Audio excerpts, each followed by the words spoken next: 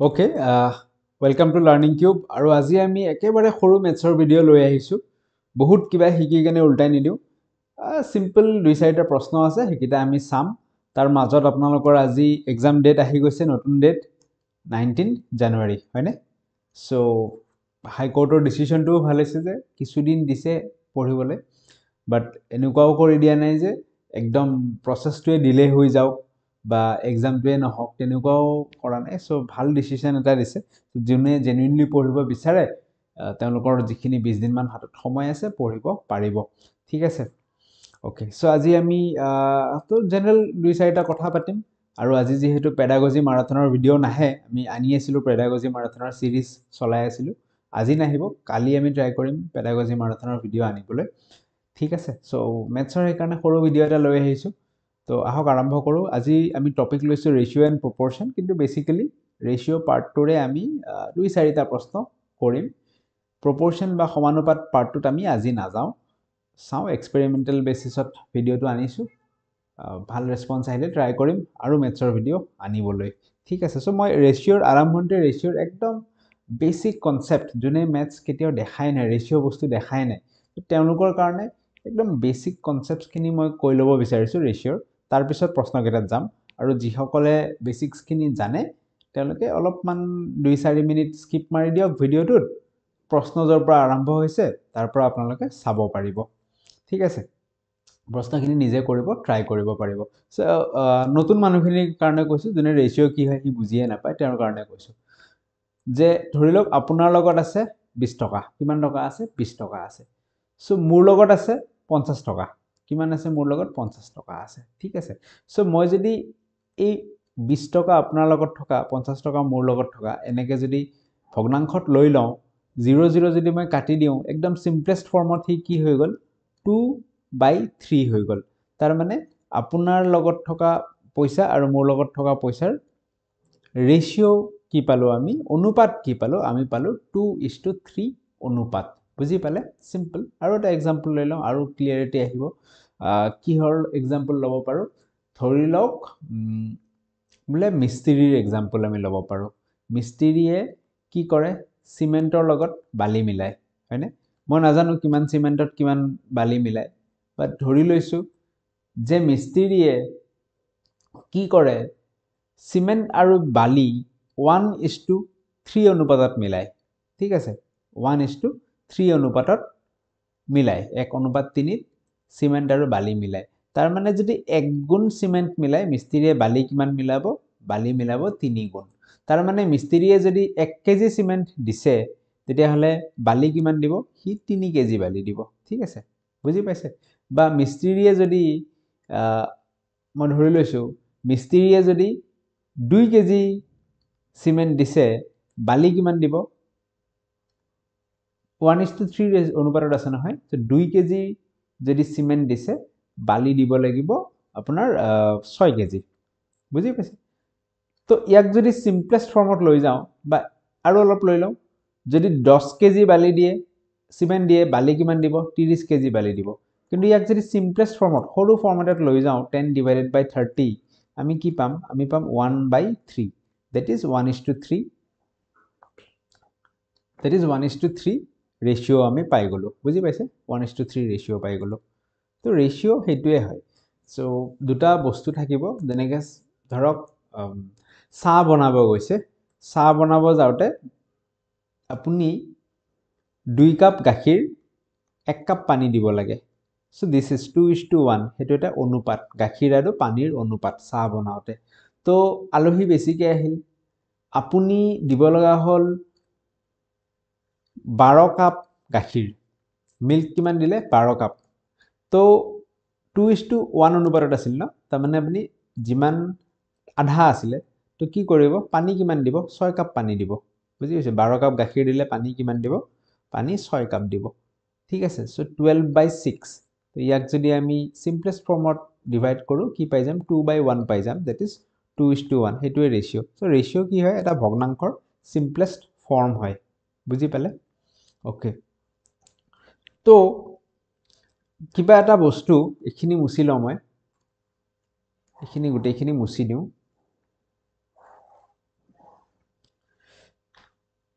okay কিবা এটা বস্তু ধৰক কোৱা আছে আপোনাক এনেকে কৈ দিছে যে 3:2 অনুপাতত ঠিক আছে তাৰমানে প্ৰথম বস্তুটো যদি 3টা দিব লাগে সেকেন্ডটো কিমান দিব লাগিব 2টা দিব লাগিব তো আপুনি এনেকে বনাব পাৰে তাক যে প্ৰথমটো যদি 6টা লয় সেকেন্ডটো কিমান ল'ব 3 দুগুণ 6 2 দুগুণ সেকেন্ডটো আপুনি 4 ল'ব প্ৰথমটো যদি আপুনি 9টা লয় সেকেন্ডটো কিমানটা ল'ব 6টা ল'ব বুজি পাইছে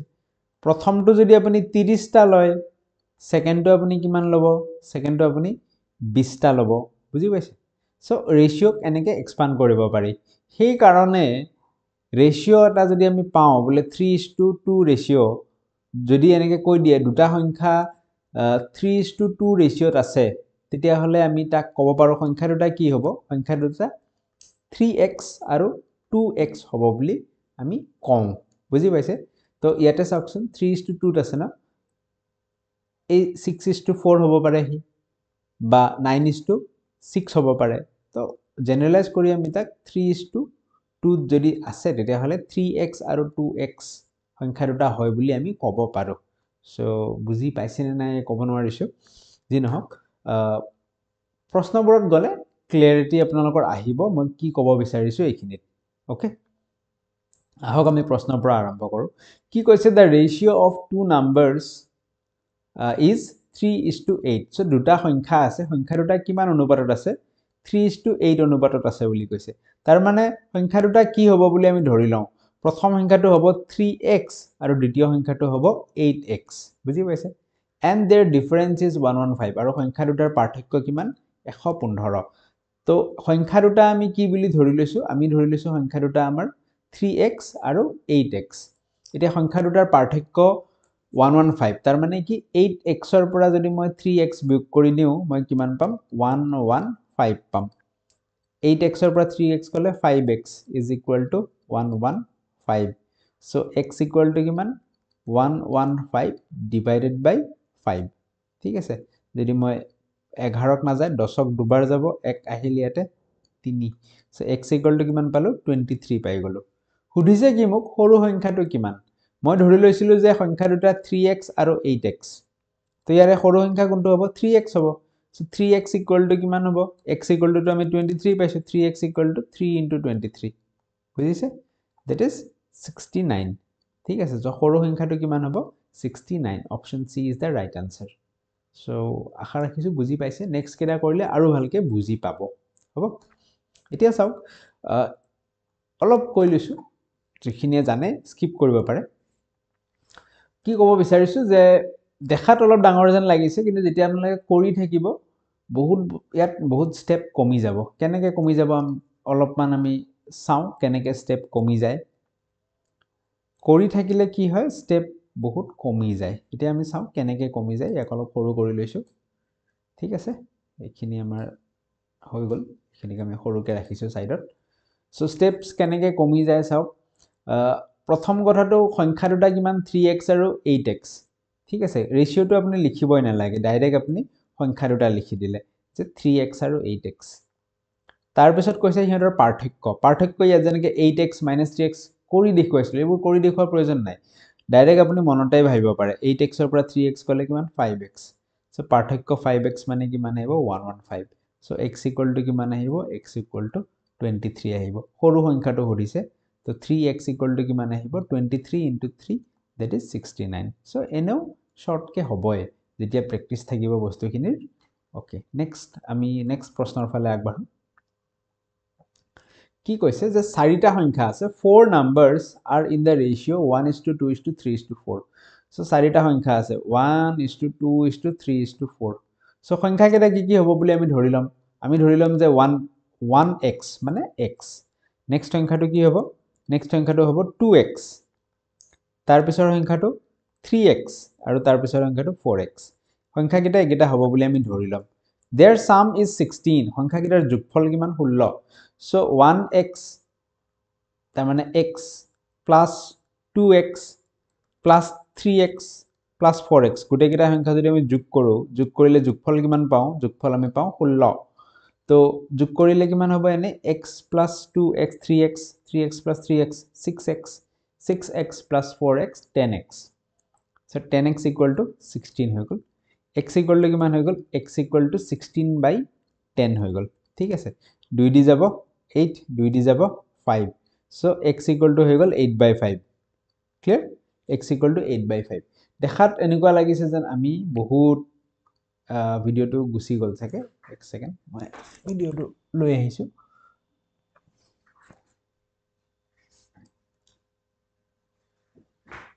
আচ্ছা স্লাইড খনত চাগে অলপ মান আপোনালোকে কমকে দেখি আছে মই এতিয়াহে মন কৰিছো কথাটো অলপ মান কাটি দিব লাগিব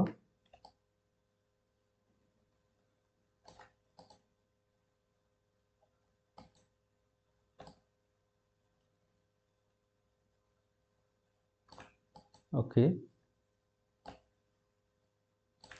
Bero, ji নহওক so আগৰ খিনিত চাগে অলপমান কমকে দেখিলে নেকি সাইডৰ ফালে কি কৈ আছিলো মই যে দেখাত এখিনি ডাঙৰ লাগিছে কিন্তু পৰীক্ষাত যেতিয়া কৰিব ইমান কৰিব নালাগে একদম শৰ্টকে কৰিব পৰা যায় কেনেকে যদি আমি চাও একদম শৰ্টকে ইয়াক কৰিব পৰা যায় আহক আমি এখিনি অলপ সৰু কৰি ৰাখো বাকি যিখিনিয়ে পাৰে ট্ৰাই কৰক নিজে উত্তৰটো উলিয়াবলৈ চেষ্টা কৰক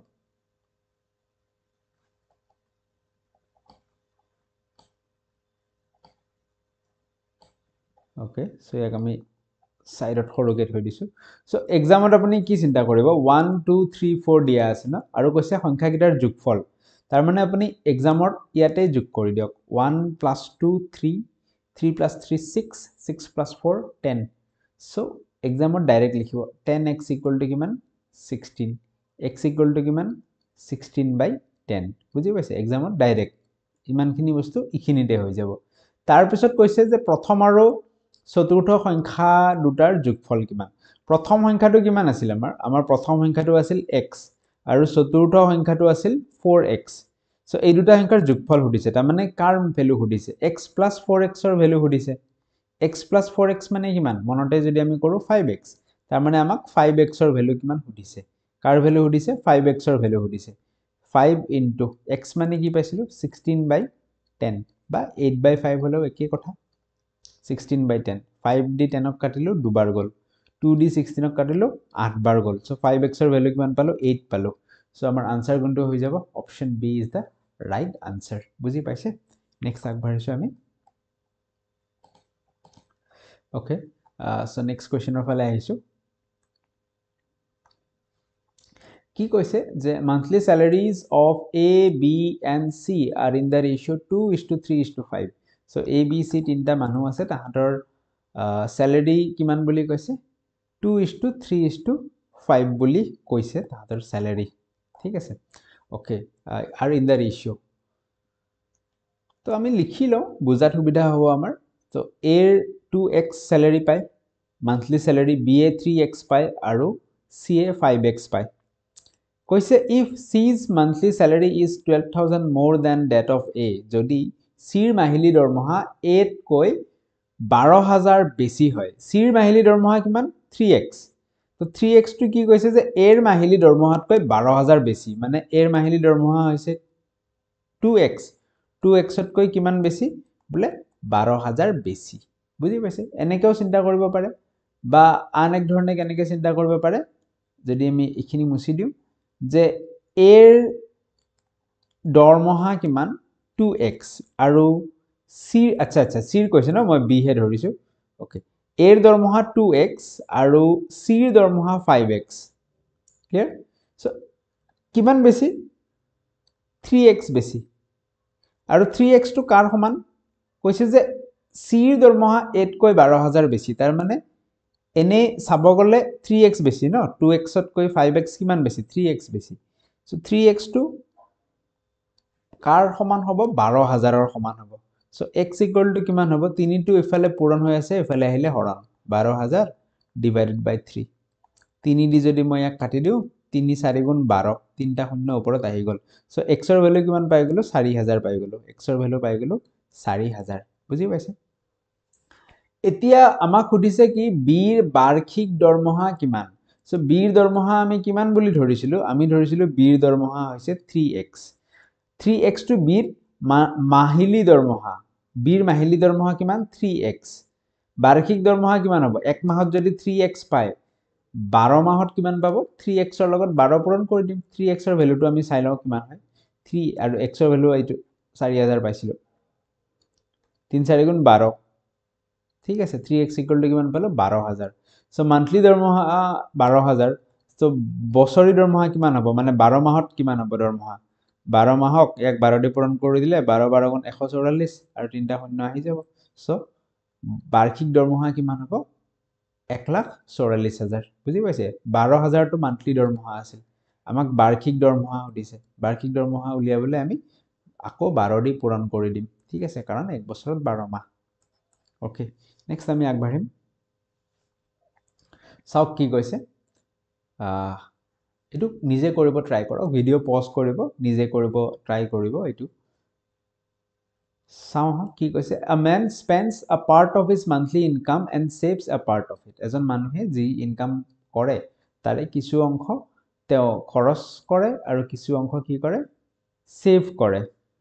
ঠিক আছে কিছু অংশ খৰচ কৰে কিছু অংশ সেভ কৰে কৈছে the ratio of his expenditure to his savings is 26:3 মানুহজনৰ খৰচ আৰু জমাৰ অনুপাত কিমান 26:3 তাৰ মানে মানুহজনে যদি 26x টকা খৰচ কৰে তেন্তে তেও 3x টকা কি কৰিব জমা কৰিব সেভ কৰিব বুজি পাইছে এতিয়া আমাক কৈছে যদি মানুহজনৰ মাহিলী আয়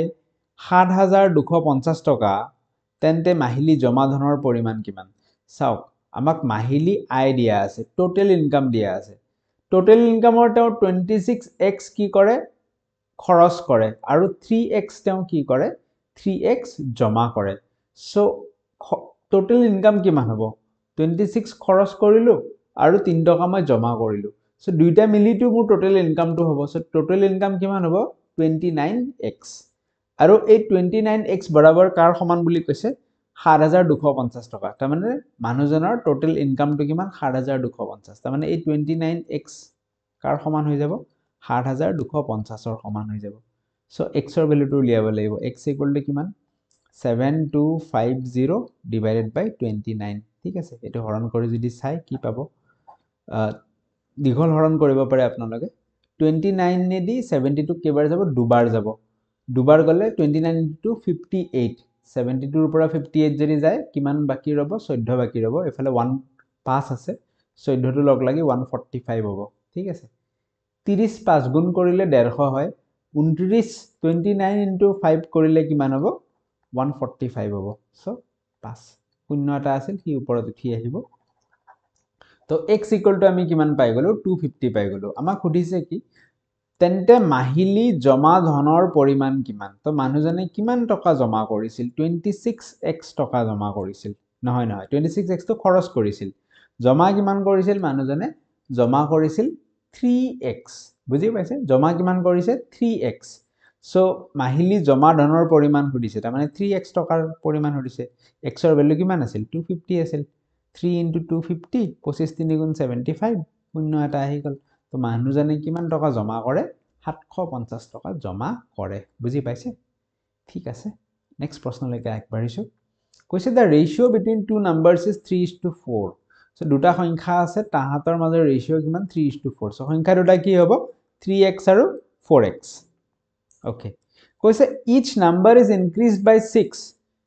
then the ratio becomes 4:5 যদি প্ৰত্যেকটো সংখ্যাৰ লগত 6 যোগ কৰা হয় তেন্তে নতুন অনুপাতটো কিমান হৈ যায় 4:5 হৈ যায় সো 3x আছে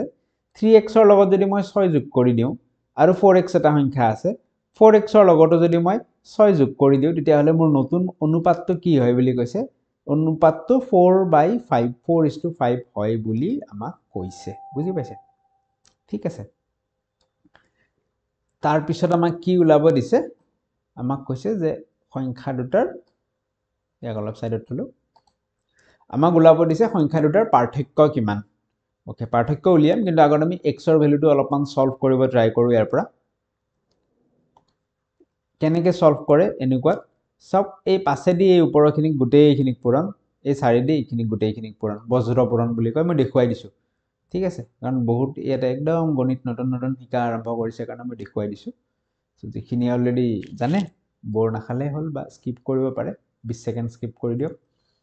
এই চাৰিদি এই গোটেইখিনিক পূৰণ কৰিছো ঠিক আছে এই চাৰিদি গোটেই 4x + 6 পূৰণ কৰি দিছো আৰু এই পাছেদি এই ওপৰৰ গোটেইখিনিক পূৰণ কৰি দিছো 5 * 3x + 6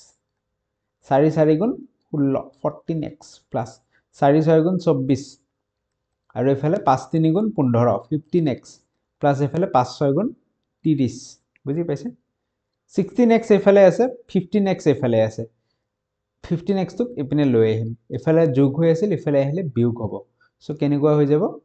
16x অলৰেডি আছিল নহয় 15x টো ইফালে আহি গলে বিয়োগ হ'ব ঠিক আছে আৰু 30 ইফালে আছিল অলৰেডি সো 24 এটাক ইপিনে লৈ যাম কি হ'ব এটো -24 হ'ব ঠিক আছে সো 16x ৰ পৰা 15x গলে x থাকিল 30 ৰ পৰা 24 গলে 6 হৈ গল সো x = আমি কিমান পালো x = আমি 6 পালো কাটা গৈছে নেকি তলফালে অলপমান কাটা গৈছে না ওকে অলপমান আনিব ট্ৰাই কৰো ইয়াক আহে যদি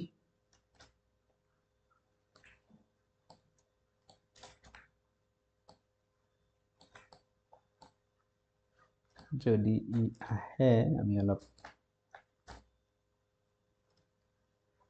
ঠিক আছে ওকে অলপমান আহিছে বাৰু এনো প্ৰশ্ন নাই চাগে আৰু যি নহওক আমাক সুধিছে কি যে সংখ্যা দুটাৰ মাজৰ পাৰ্থক্য কিমান সংখ্যা দুটা কিমান আছিল 3x আৰু 4x সো ইহঁতৰ পাৰ্থক্য কিমান পাৰ্থক্য মানে ডিফাৰেন্স মানে মাইনাস ডাঙৰটোৰ পৰা সৰুটো মাইনাস কৰি দিয়ক 4x - 3x = x পাৰ্থক্য কিমান x আৰু x ৰ ভ্যালুটো কিমান 6 সো সংখ্যা দুটাৰ মাজৰ পাৰ্থক্য কিমান পালো আমি 6 পাই গলো option C is the right answer বুজি পাইছে ঠিক আছে so thank you so much ভিডিওটো যদি আপোনালোকে শেষলৈকে চাইছে লাইক শেয়াৰ সাবস্ক্ৰাইব কমেন্ট যি কৰে সব কৰি দিব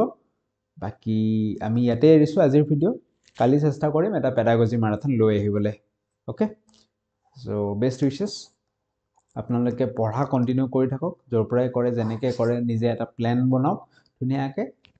কন্টিনিউ কৰি থাকক ভাল ফল এটা আহিব বুলি খুব বেছি মই হোপফুল আপোনালোকৰ পৰা ঠিক আছে সো থ্যাংক ইউ এৰিছো আজিৰ ভিডিও আমি ইয়াতে এন্ড কৰিছো